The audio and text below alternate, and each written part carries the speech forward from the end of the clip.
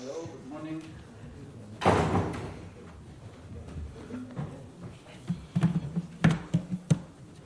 Okay, good morning everyone. Welcome to Wembley Stadium for this media conference to discuss the England squad for forthcoming World Cup qualifiers against Serbia and Albania. As ever, we can keep it to 2 questions per person in the first instance, and if we do have time, we'll come back to you for a follow-up. Robbie, if you want to get something. Okay.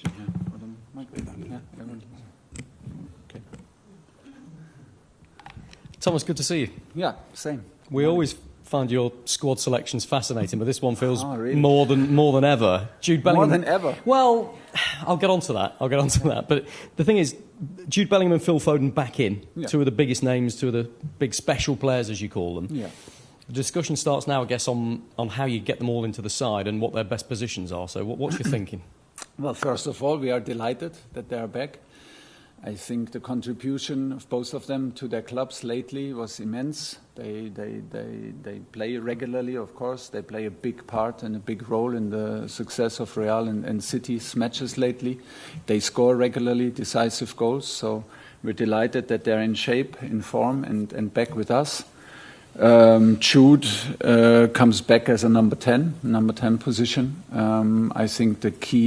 I think that's his best position, and I think one of his key strengths is to score from this position, and he has the ability to arrive and to score goals that a number 9 would score. So he scores tap-ins, he scores one-touch tap-ins inside the 6-yard box, which is very unusual, which seems then seems sometimes easy goals, but to arrive in these positions in the right timing, in the right moment, is a key strength and is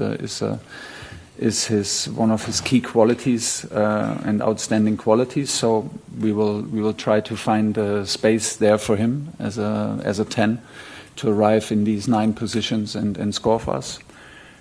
I think Phil, where he played now lately for Dortmund, was where I see him the strongest. I think he's close to the opponent's box, maybe a mix between a 9 and a 10, close to the opponent's box. For me, Phil scores and assists more from the 18-yard box. Where he scored against Dortmund, he's on the half turn, then he assists, he's in the pockets. So I think the main thing with Phil is that he gets a role in the central part of the pitch.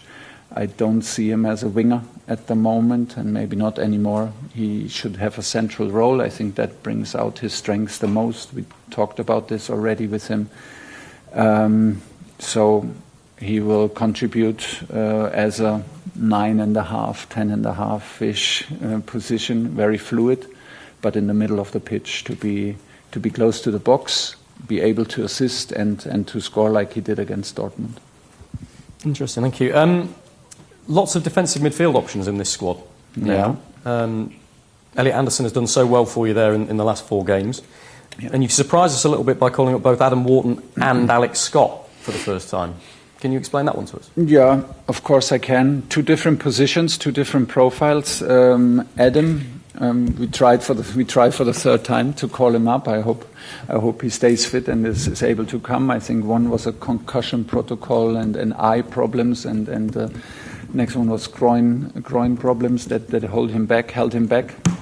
You're right. Elliot did very, very well for us in central defensive midfield.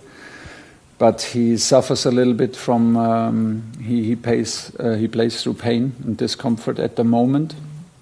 Nothing major, so I think he will be involved in the weekend's match for Forest. But we are aware of that, so we added Adam to the team. First of all, because he deserves. Second of all, because we need to learn about him in our environment, what he can bring to our squad, and prepare ourselves if Elliot is maybe not able to play both 90 minutes. Don't forget Jordan Henderson, please, because we have both options. Both of them did very well in their clubs and did very well for us. But Adam is an add-on on the number 6 position now in camp. And Alex deserves to be with us. I mean, I first closely saw him in the Euros with the under-21s, where he did excellent together with Elliot Anderson in central midfield and played a huge part in the title win for the under-21s. Since then, he stepped really up and is a regular starter for Bournemouth, who are overperforming constantly in the league. And I think he came now a long way, and he performed his way into this nomination. And he will come as a number 8, gets a number 8 role, and hopefully he can prove us right and show us his talent and personality. Hi Thomas, it's largely the same squad as you try to continue to build that club feel you've mentioned. Do you say to the players directly, this is who you're up against, players both in and out of the squad, this is the player you've got to do better than? Well, it's not up against, because I truly believe that we in international football, we should work as a team, and we should even, like, if we compete for a position, we should still support us, and the players should bring out the best in this situation of concurrence. But in terms of clarity, the players know in which position we basically plan with them. It will never hold us back to change in matches. It will never hold us back to react to training performances or to slight injuries.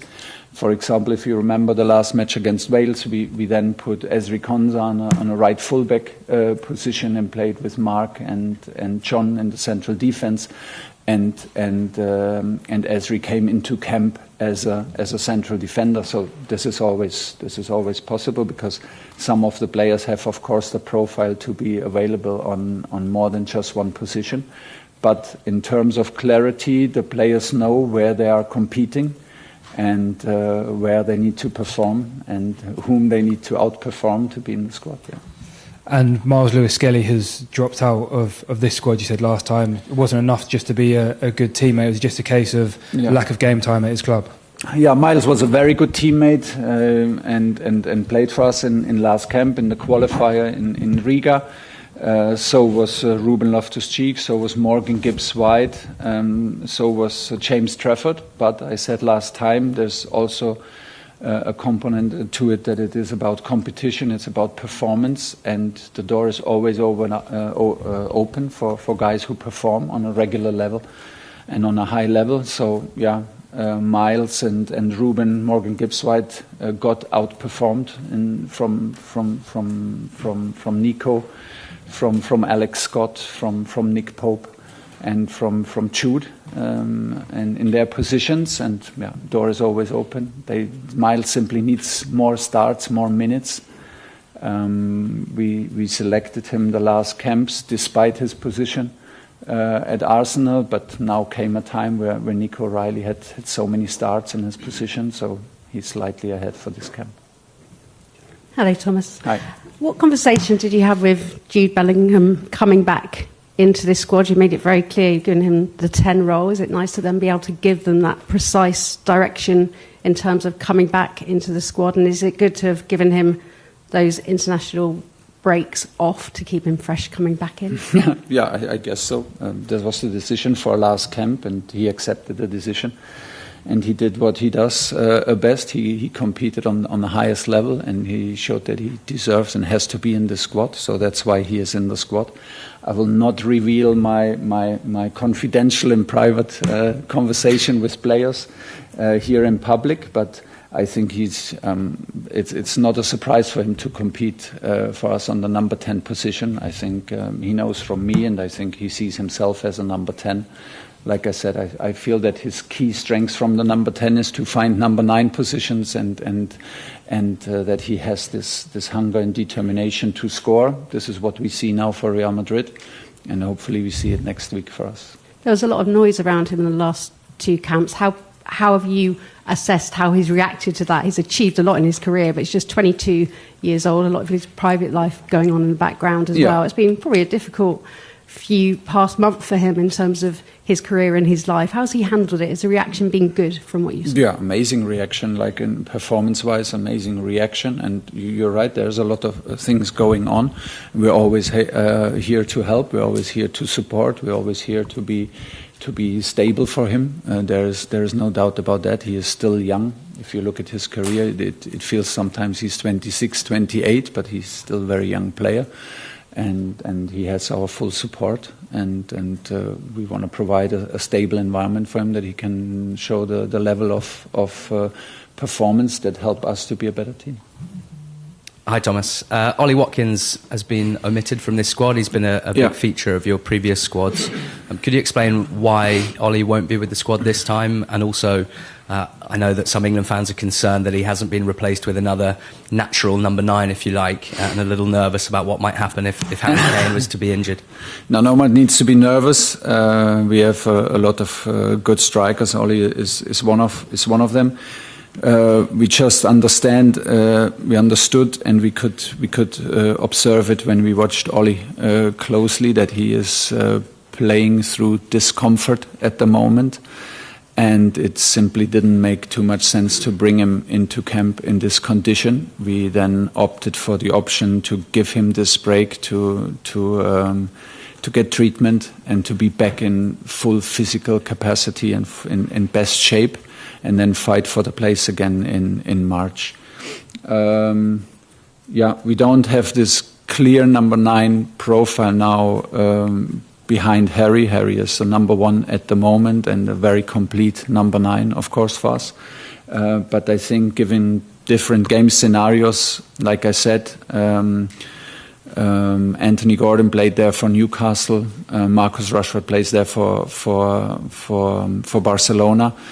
In a match where we find in a game scenario where we find maybe a bit more space behind the last line, this could be very valid options with a speed. And I think Phil can play a very fluid number 9 for us in this camp. So I think we have enough options to be dangerous. Jude comes back, who shows up regularly in 9 positions. So I think we will be able to create chances and convert them.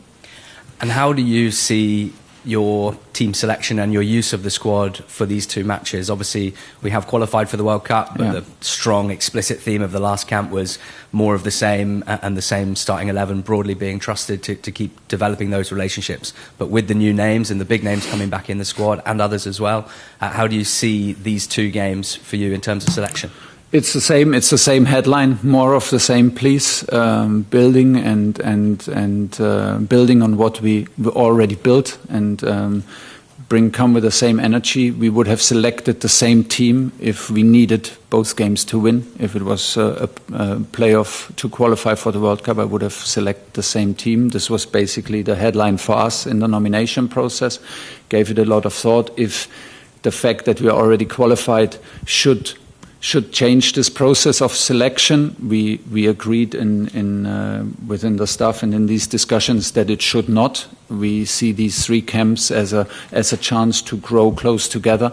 The September, October, November, we said this before, and why would we change that just because we are already qualified? It should give us a boost. It should give us trust in what we're doing. And we will, with this nomination, I think we are very clear, straightforward on that path of competition, that you can compete your way into this team. There's never a door is never closed. And of course, the guys who join the party now, they have to make sure that they are valuable for the team, that they are in the best shape and the best teammates that they can be to keep this thing going, because the direction is right, the energy is right, and we want to build on that.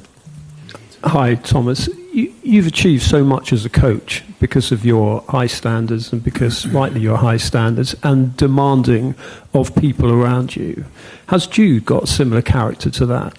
Has Jude? Yeah, got a similar character. He demands a lot, as you do, of wherever you are. Yes.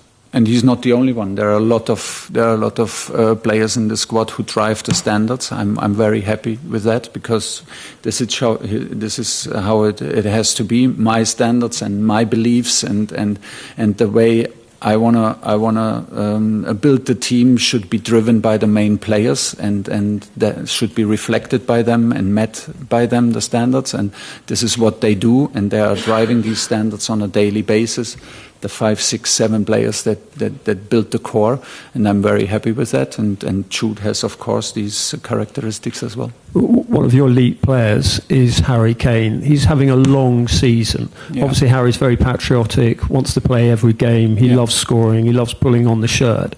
But were you ever tempted even to broach the possibility of him having a few days off to ensure that he is fresh for when it really counts next summer? Yeah, but not in November, given the fact that I know that he has a break in winter. He's in the nice position to play in Germany, and I think that suits him very well to have this little break, given where he is in his career. And that's why he has no excuses for the next 2 matches.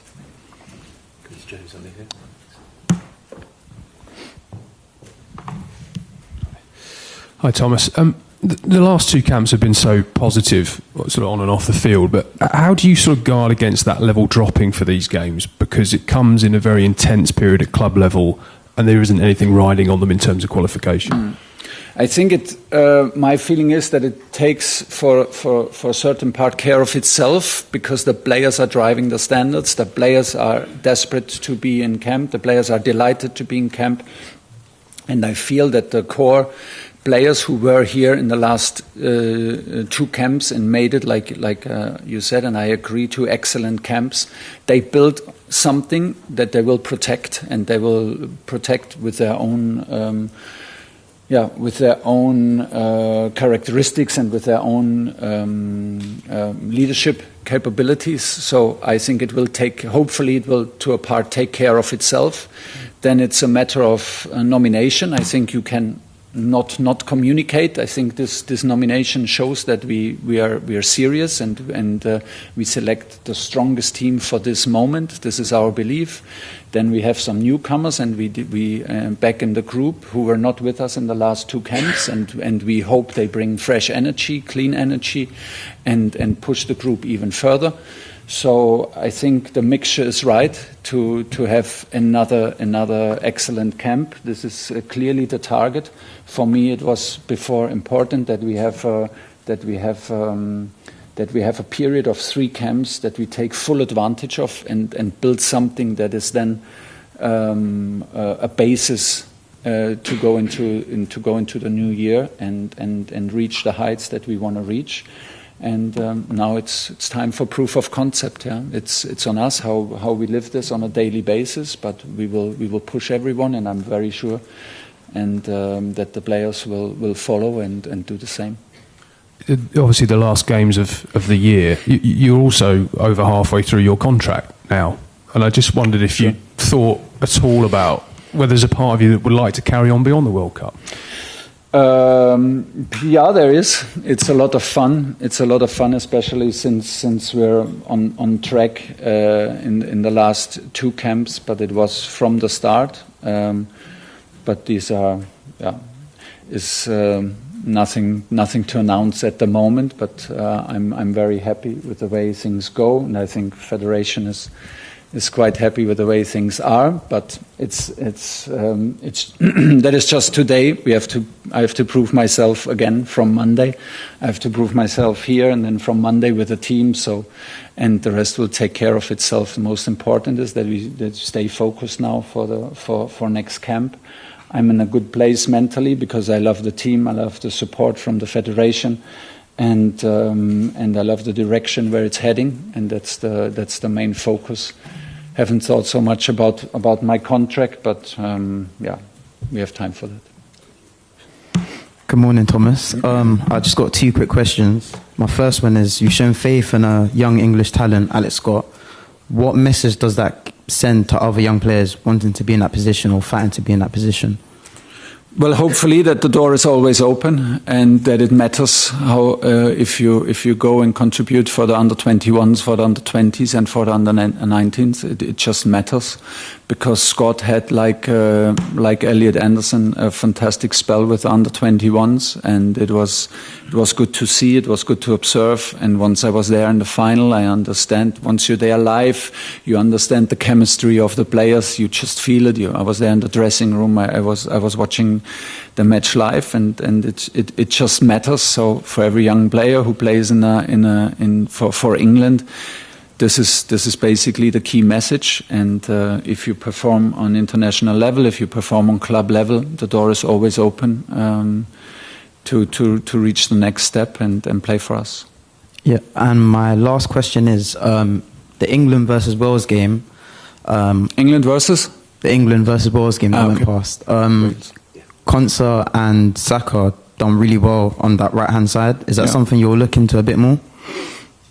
Well, Bukayo on the right side is not a surprise that he can do well, and he did very, very well lately for club and country. So I'm very happy that he's in top shape. We let Ezri play on the right fullback position because I think Gerald Kwanzaa dropped out shortly before the match. He was also an option, and he did excellent. He played there some matches, not the majority of the matches, but he played matches there for Aston Villa. I think he has the profile to do both. Ezri, he can be a very solid option for a right fullback. I was very happy how he played. I think he just made himself available for another option, for another place in the team, which is very nice for me and also for him. He was very strong, and then he had a very strong match as a central defender. I think it's a very serious option to let him play there. Last question. Thomas, I hinted at the start that it felt as though this was an important squad announcement. Yeah. I'll tell you why. The sense that I get, and some of the other guys in this room, and I think a lot of the players, is that if you're not injured and you're playing for your club and you're playing well now, but you're not in this squad, there aren't many more chances for them to prove they're worthy of a place in the World Cup. After this, 2 friendlies in March, and then you name your squad. I know you'll say to me, nobody's ruled in, nobody's ruled out, a lot of football to play, injuries can come in. Yeah. But you've had a settled squad now for the last couple of camps, pretty settled, with 1 or 2 changes in personnel. Are you starting to feel you know what your World Cup squad might be, and that you've got a pretty settled mind on that, still with an open mind to potentially want to change? Yes and no. I have a settled mind, and still I will always be open because I know that anything can happen. Like, we don't wish for injuries and stuff, but they can happen. They can happen on a short notice. So my thoughts now were more for the camp September, October, November than for anything else. My thoughts about the World Cup will then start after this camp. Then the qualification phase is over. These 3 camps are over. This was for me an important cycle, and it's not finished because it starts now the 3rd part of this cycle. And this is where all the attention goes now. Then we think about the World Cup. Then comes a March camp. I think it's very important for me to reconnect after these 3 camps and in between up to March, to reconnect with all 55, 60 players on the long list, to reconnect and be in close contact and see them, meet them, text them. This will be my job to do. And then we need to be, we have the phase in March, which will maybe even be a more busier time for some of our players regarding knockout stages, Champions League, I don't know, semi-finals, finals, FA Cup, Carabao Cup, and seeing the light in the end of the tunnel in Premier League, fighting for titles, fighting for Champions League positions. I think this will be a very complex scenario for the nomination, and still we have to stay open-minded because there can always be surprises. Young players can come through. Players who are now maybe struggling for minutes can suddenly play an important role in their clubs, and I want to make sure that the door is always open and everyone is on their toes and aware that they need to compete, and they have also a chance to be with us. Final nomination is only in May. And until then, anything can happen. Thomas, hello. Yeah.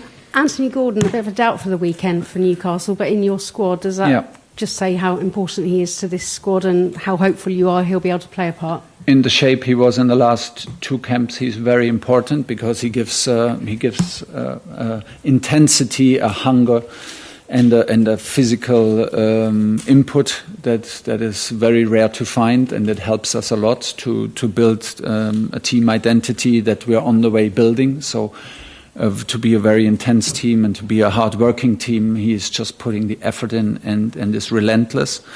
We are aware of that he was now subbed twice for minor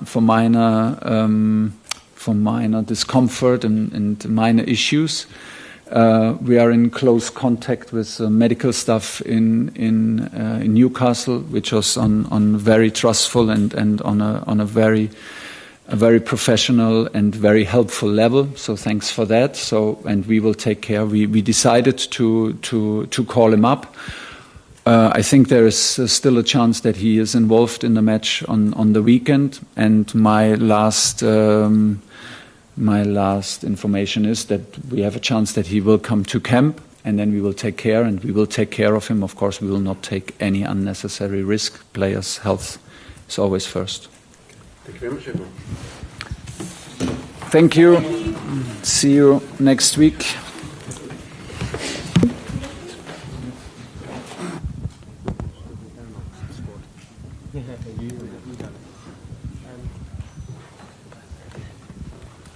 Good.